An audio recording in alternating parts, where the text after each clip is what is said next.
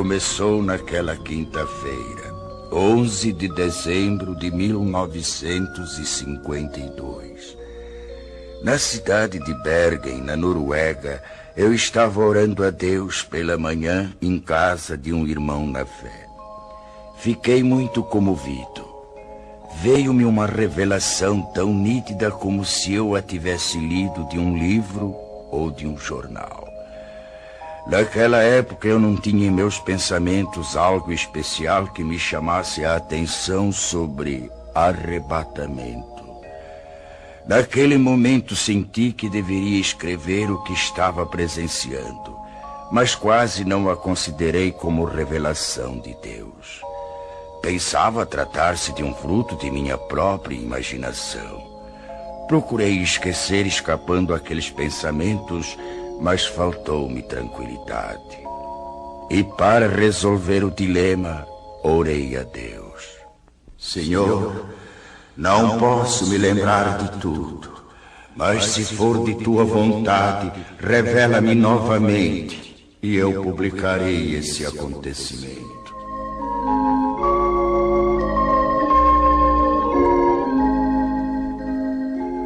Passaram-se 2 semanas. Numa noite, por volta das 22 horas, voltei a ver claramente pela segunda vez a revelação. Não tive mais dúvidas. Apanhei lápis e papel. Comecei a anotar os acontecimentos segundo iam se desenrolando diante de mim. Assim escrevi até 1h da madrugada. Estava já cansado e não suportando mais por causa dos meus 79 anos de idade. Orei a Deus pedindo que me deixasse descansar e que, se fosse de sua vontade que eu escrevesse tudo aquilo, que me permitisse ter a continuação da revelação no dia seguinte. E fui me deitar logo adormecendo.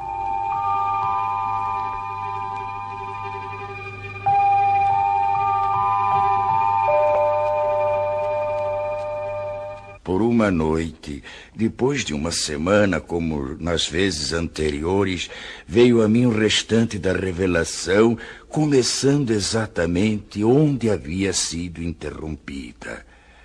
Esta é a descrição de como veio a minha revelação de Deus.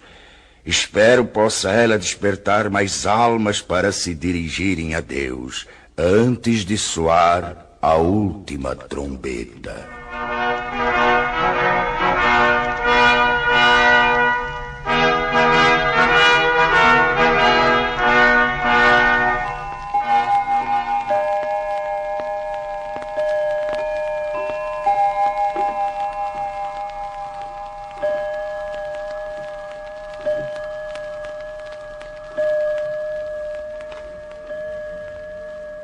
Nove horas da manhã.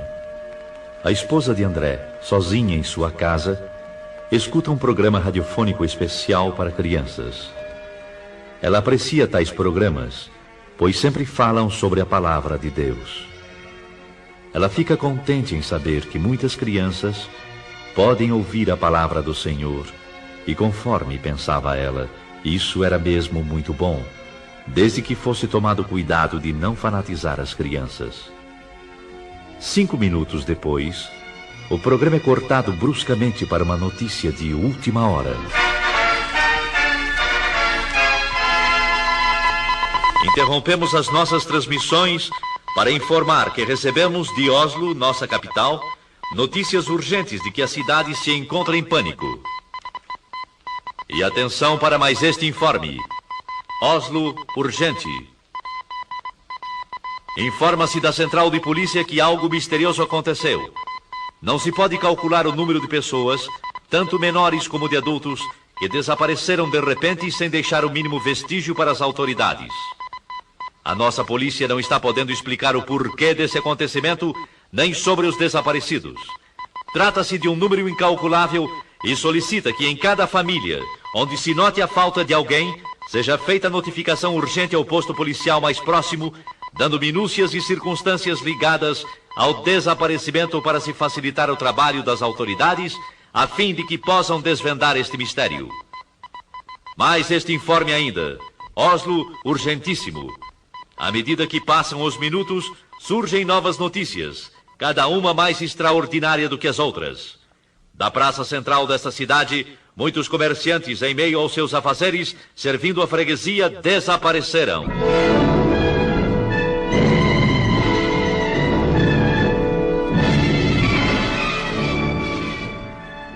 O noticiário contava que um freguês de uma casa de floricultura relatou aos policiais que... Quando eu estava pagando a despesa das minhas compras, o negociante que estava trocando dinheiro sumiu. Sumiu sim, senhores. Sumiu e não se sabe para onde. Eu notei apenas que ouvi umas palavras semelhantes a... Glória a Jesus! Glória a Jesus! Glória a Jesus! E então eu não vi mais o negociante. Eu cheguei a esfregar os olhos. Aquilo era inacreditável. Tudo então parecia só uma leve neblina. Mas eu não tinha mais nada para ver.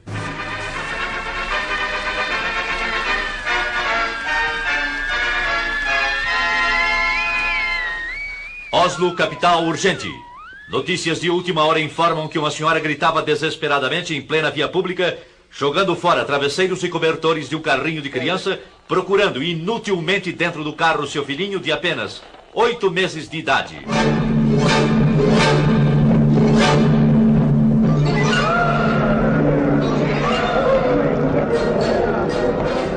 Meu filho! Oh, meu filhinho! Onde está ele? Socorro! Ajudem-me! Alguém roubou meu filho!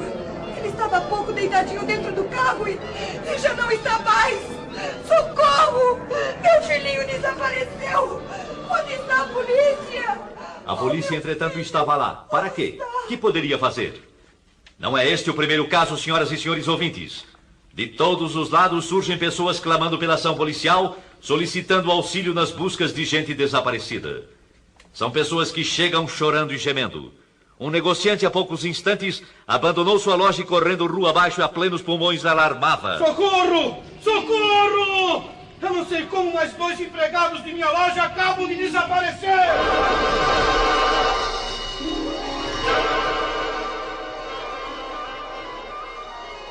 São alarmantes, senhoras e senhores ouvintes, as notícias que, além de Oslo, nossa capital, chegam também de Estocolmo, capital da Suécia, e também de Copenhague, na Dinamarca, e de Helsinki, capital da Finlândia. Que será o fim disso? De todas essas partes, os acontecimentos são iguais. Os desaparecimentos das pessoas são iguais. E de todo o interior do país, chegam as mesmas indagações. O que é isso? O que é isso? O que é isso? O que é isso? O que é isso?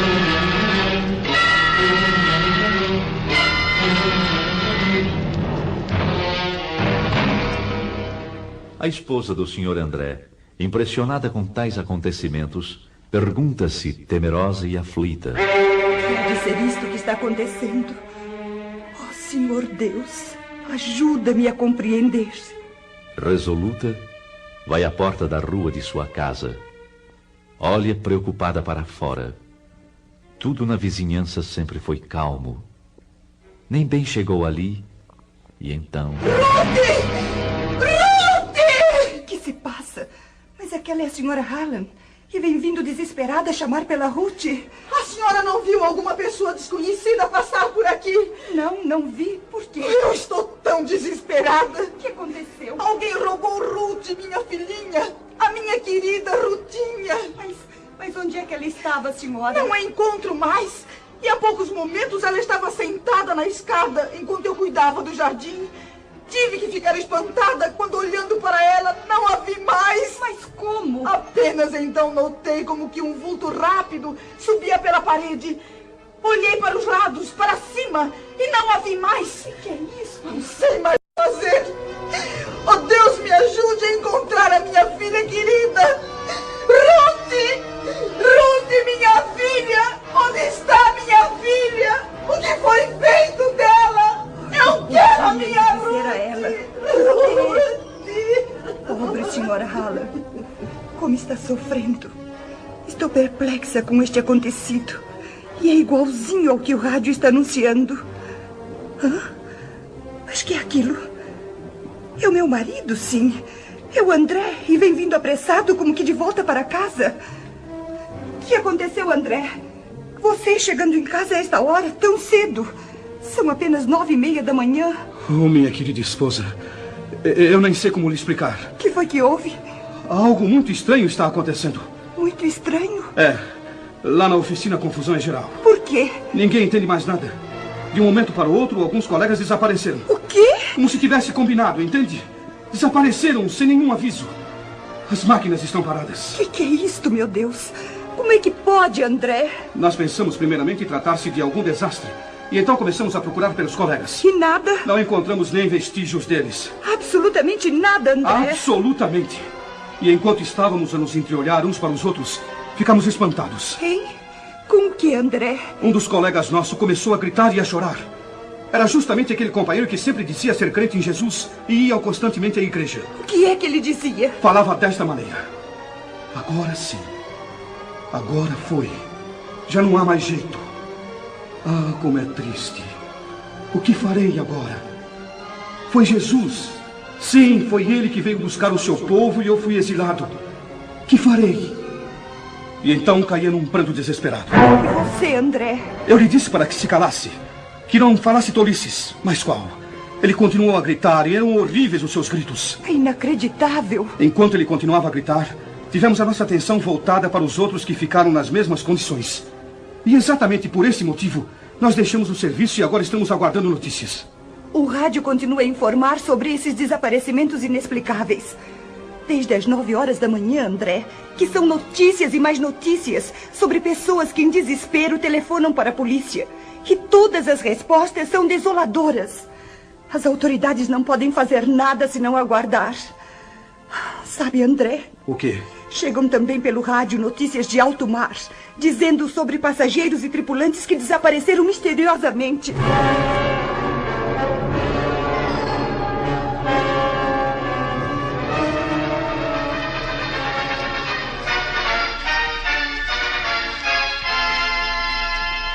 Notícias de última hora. Da maternidade desapareceram todas as crianças recém-nascidas. As mães destas crianças gemem de dor e tristeza e espanto. Médicos, enfermeiras, assistentes estão perplexos, inclusive pelo motivo de estarem faltando também alguns de seus colegas.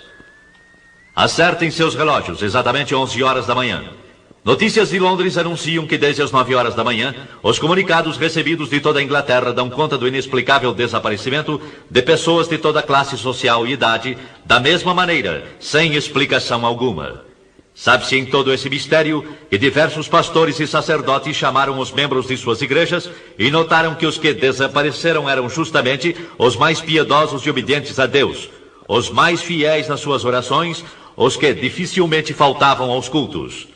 Um dos pastores, entre os mais conhecidos de grande igreja, expediu um comunicado convocando todos os seus auxiliares para uma reunião que deverá ser realizada ainda nesta noite. Já são passadas mais de 3h30 desde a primeira notícia deste estranho acontecimento mundial. Dos lugares mais distantes chegam as mesmas notícias. A que mais chamou atenção é a que veio lá da Coreia. Também da Coreia? E qual é? Lá se calcula centenas de milhares de desaparecidos. E entre eles muitos militares das Forças Unidas.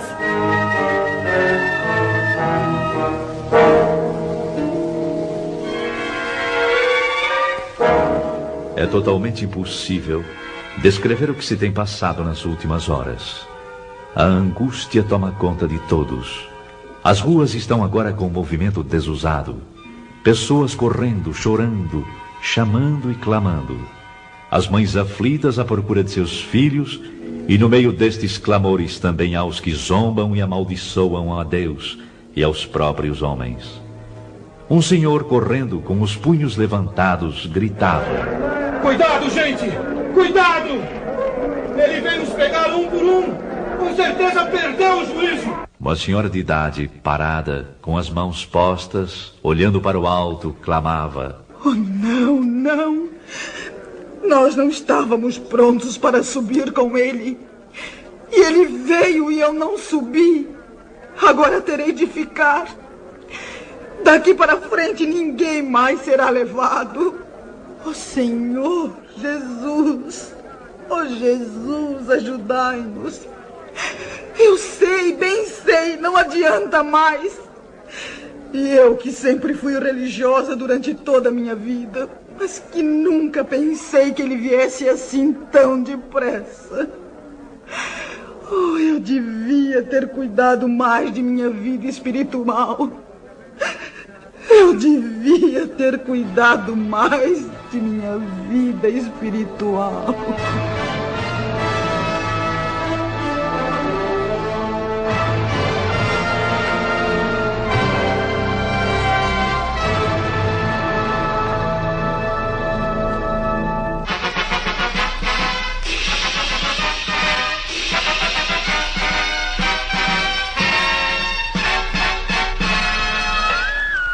Com informações recém-chegadas, informamos as senhoras e senhores ouvintes que das estradas de ferro chegam-nos notícias de que não houve propriamente nenhum desastre, mas são muitas as composições paradas, algumas até sem os seus respectivos condutores. Todas as buscas feitas têm resultado em vão. Há também passageiros que desapareceram. É o mesmo nas estradas de rodagem. Alguns jornais da tarde não entraram em circulação. Perturbação e nervosismo têm dificultado os trabalhos das autoridades, que se esforçam para a complementação de um relatório exato do número de desaparecidos. Cientistas reunidos e meteorologistas trabalham sem repouso, procurando elucidar o mistério, segundo seus conhecimentos e experiências. Voltaremos a qualquer instante com a edição extraordinária que se fizer necessária.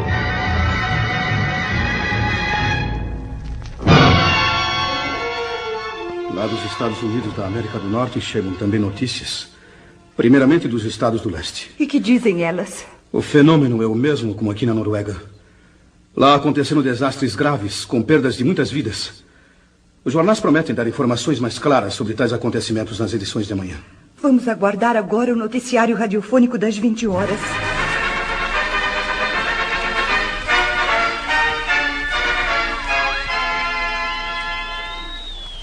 Nossa emissão pode informar agora que a catástrofe se manifestou exatamente na mesma hora em todo o mundo. Embora as informações tenham partido das grandes cidades, já se sabe agora que em todos os locais, cidades menores, vilas e aldeias, o acontecimento é idêntico. Assim como tem se dado na parte norte da Terra, dá-se também na parte sul. O que toma conta da população é o medo. Ninguém nesta noite procura cama para dormir, tal é a apreensão do povo.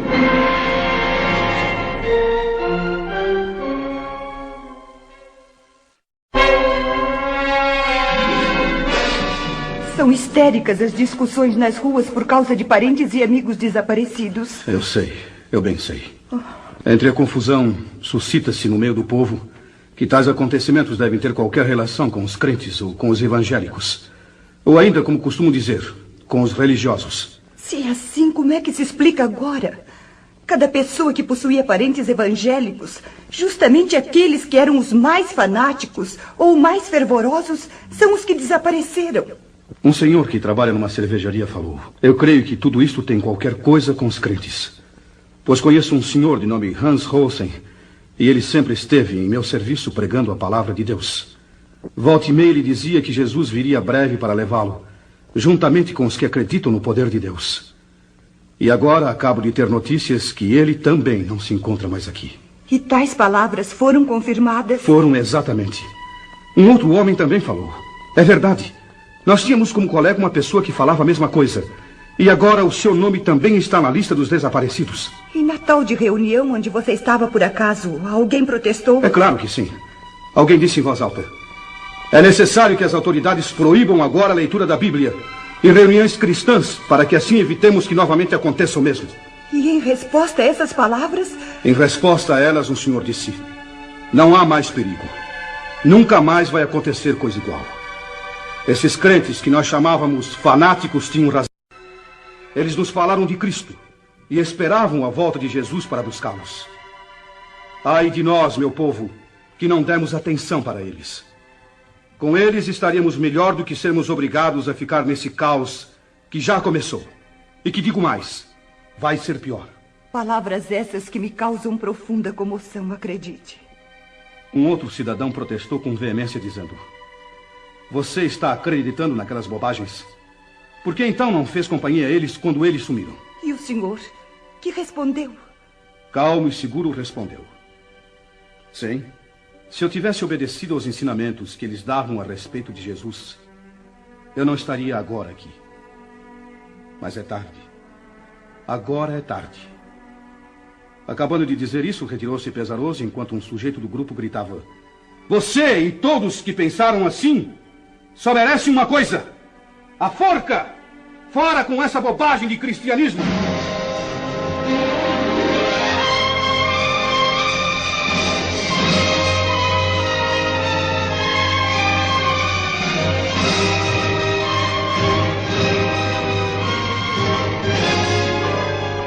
No dia seguinte, nem o rádio podia dar informações para esclarecimento do grande mistério. Apenas continuavam as notícias vindas de longe. Dos campos, missionários falavam tais notícias do desaparecimento em massa. Poucos membros de igrejas foram os que ficaram. Naquela noite marcada para a reunião dos pastores e pregadores, a presença era boa, mas o número dos que faltavam era considerável. O ambiente estava triste, pesado mesmo. Os corações estavam como que congelados. Durante a reunião, mais do que um se manifestou demonstrando desespero extremo. Todos estavam de acordo a respeito do que havia acontecido. Sim, era grande a grande verdade. Santos tinham sido arrebatados da terra.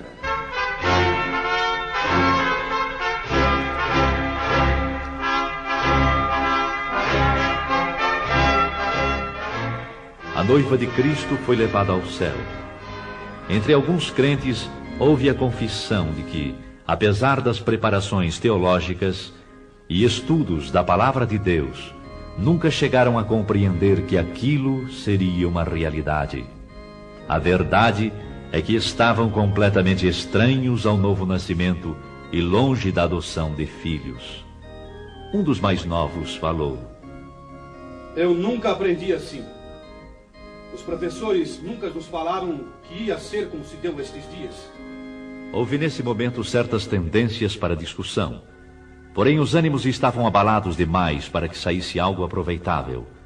E um jornalista presente escreveu: a conclusão dos crentes que ficaram é a seguinte: o que se passou nestes dias, sem dúvida, foi o que está predito na Bíblia Sagrada, ou como está escrito sobre a assunção da noiva, ou que Jesus levou os seus.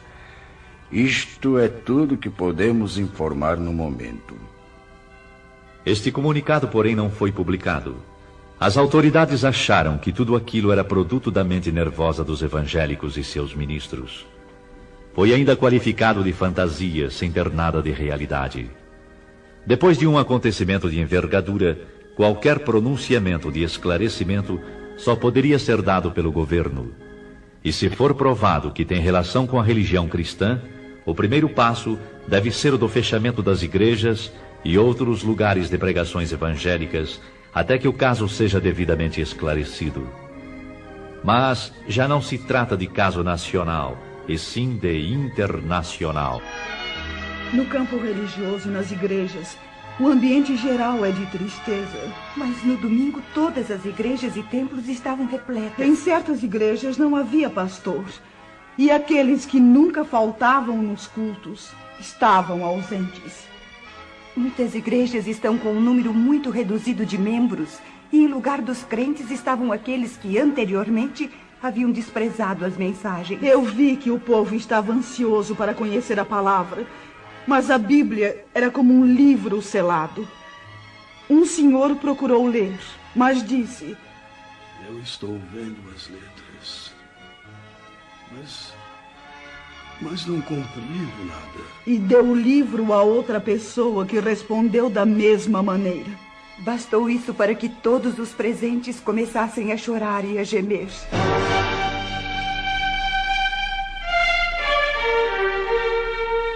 Mas a população em geral culpava os religiosos por tão grande calamidade. Tudo isso tem acontecido unicamente por causa dos crentes. Sim, é isso mesmo.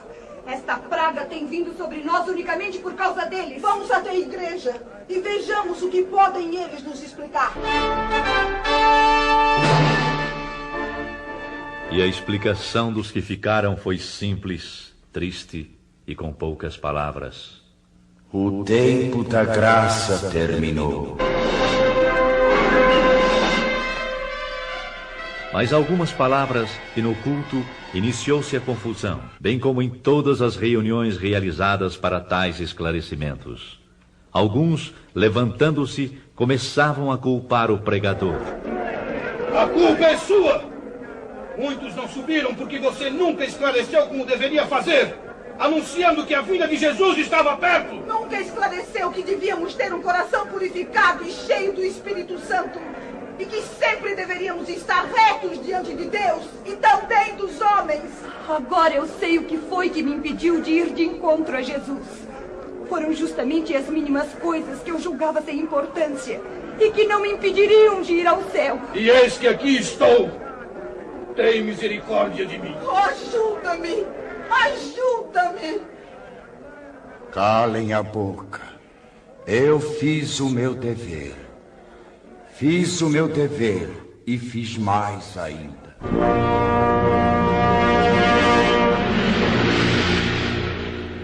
Uns gritavam de raiva e horror, outros choravam e clamavam.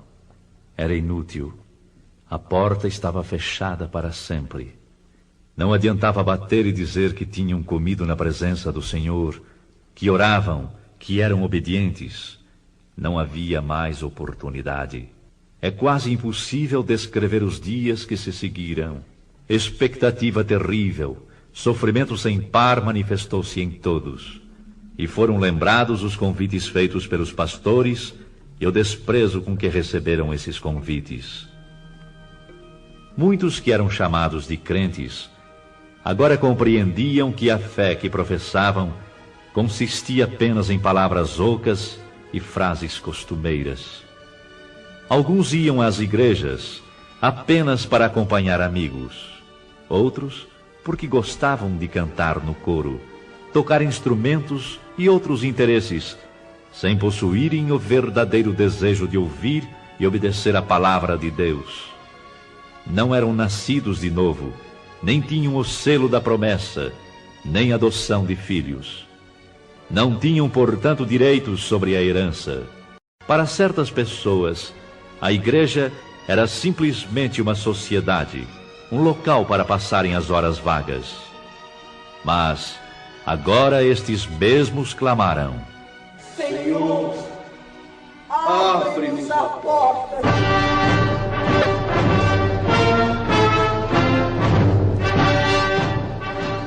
Para espanto e preocupação maior, surgem os rumores de que a Terceira Guerra Mundial está prestes a ser iniciada.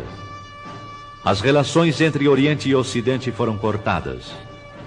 Dos regimes que pertencem ao bloco comunista, anuncia-se que foram proibidas toda e qualquer reunião evangélica.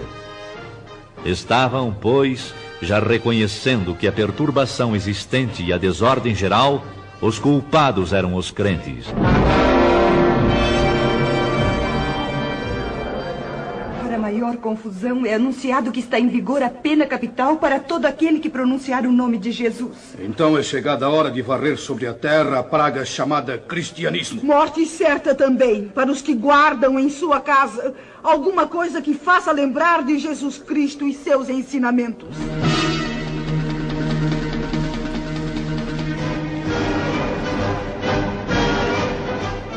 Nos países democráticos, demorou um pouco para que seguissem o exemplo comunista.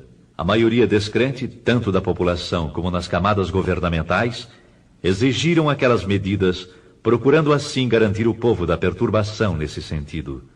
Foi, pois, aprovado em todos os cantos da terra a mesma lei, ou seja, morte para os chamados crentes. Bastará pronunciar o nome de Jesus para sofrer a pena capital.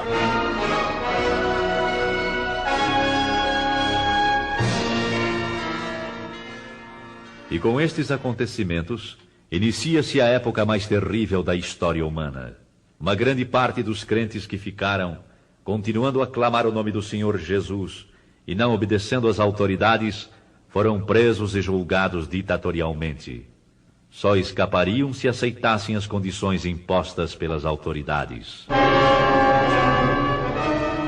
Se vocês maldizerem o nome de Jesus, negando-o, então salvarão suas vidas e a vida daqueles a quem amam.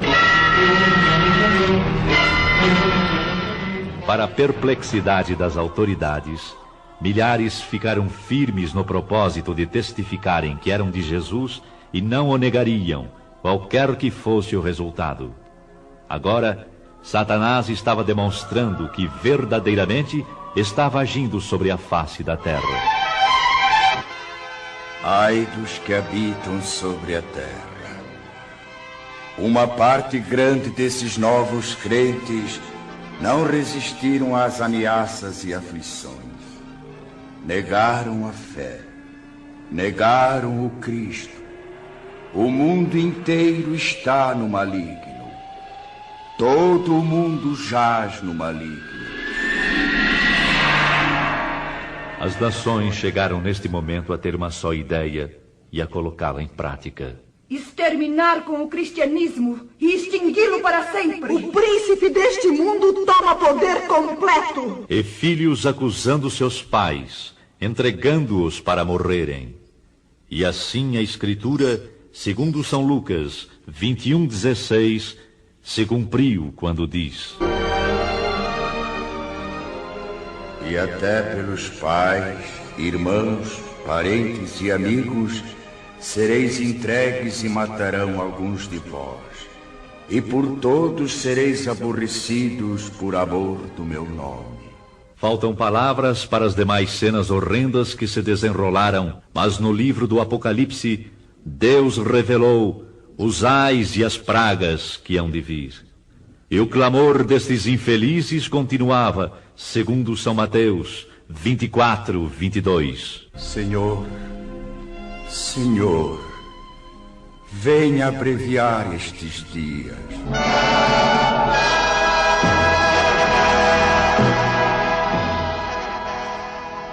E assim termino a descrição da revelação que a mim veio quando me encontrava no dia 11 de dezembro de 1952 em Bergen, na Noruega. Ao irmão em Cristo, ao amigo, lembro: prepara-te para o encontro com Deus, para que não aconteça de seres deixado quando o Senhor vier buscar a sua igreja. A noiva hoje mesmo procura a face do Todo-Poderoso e pede, com o coração quebrantado e contrito, que a graça e a luz te sejam concedidas pelo Espírito Santo. Amigo, enquanto estamos no dia chamado hoje, há oportunidade de aceitares as grandes verdades e obedecê-las. Ainda hoje, irmão, podes ser selado junto com os que pertencem ao Senhor Jesus Cristo. Ele virá. Aguarda. Ele virá num abrir e fechar de olhos, arrebatar a sua igreja. Cuidado. Esta é a grande verdade. A última trombeta soará.